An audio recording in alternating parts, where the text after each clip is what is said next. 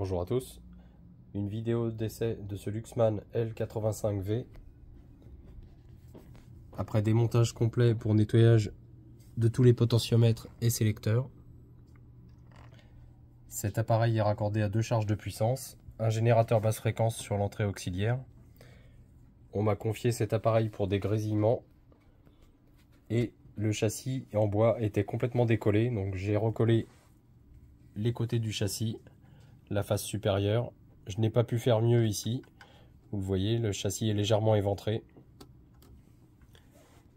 Donc malheureusement ici en atelier je n'ai pas de système de serre-joint ou d'établi de menuiserie pour pouvoir faire un collage sous pression. Donc j'ai fait ce que je pouvais. Le châssis est très propre, la façade est très propre. Je vous montre que les deux canaux sont présents. Je vais agir sur la balance vers la droite, maintenant vers la gauche.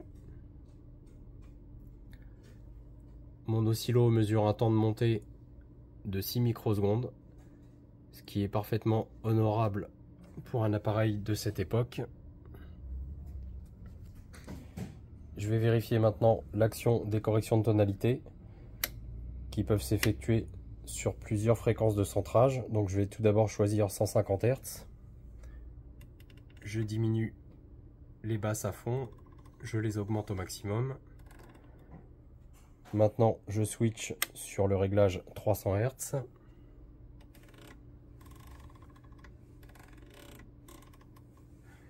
À chaque fois il s'agit des fréquences de centrage ici.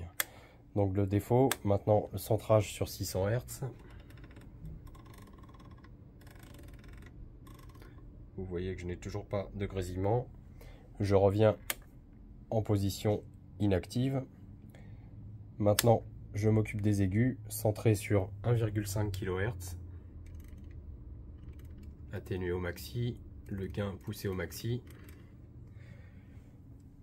Je centre maintenant sur 3 kHz.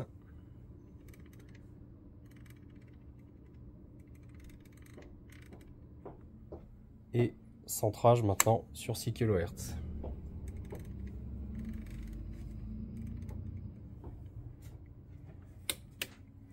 Maintenant je vais vérifier le bon fonctionnement des filtres low et high cut.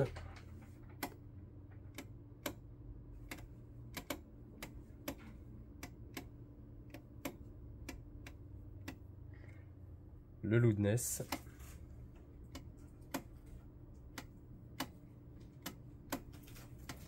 L'atténuateur.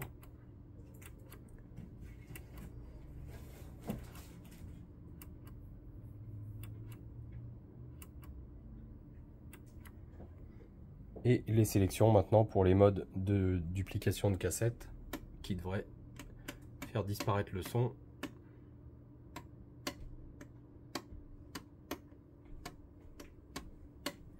Donc voilà, tout ça fonctionne. Ensuite on avait des positions d'égalisation.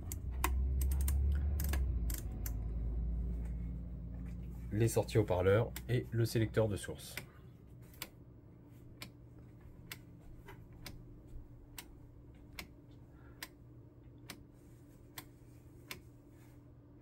Le sélecteur de source était très oxydé, tout comme la commande de volume, et j'avais également de nombreux grésillements dus à de mauvais contacts dans les sélecteurs de fréquence de centrage ici.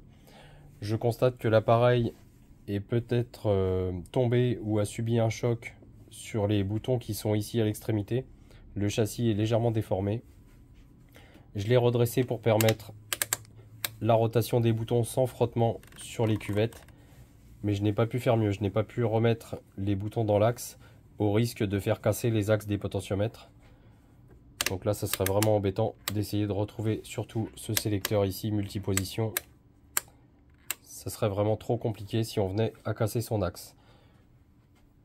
Donc l'appareil, vous le voyez, après mon intervention, est très propre, en bon état. Je vais essayer de passer un coup de polish sur la boiserie là pour faire disparaître les petites traces de nettoyage après le collage. Donc le châssis m'a été apporté complètement explosé, hein. Il était carrément en portefeuille. La façade est très propre et j'ai corrigé les problèmes de crépitement dans le son. Je vous précise également que j'ai démonté complètement le relais de sortie pour pouvoir le nettoyer. Donc j'ai brossé les contacts du relais de sortie, ce qui fait que tout ce qui est mécanique ou électromécanique a été nettoyé dans cet appareil.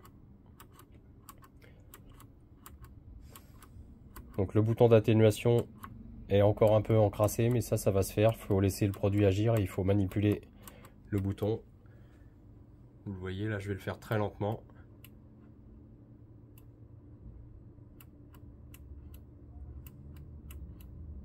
Et les crépitements ont totalement disparu, donc il faut laisser le produit continuer à agir.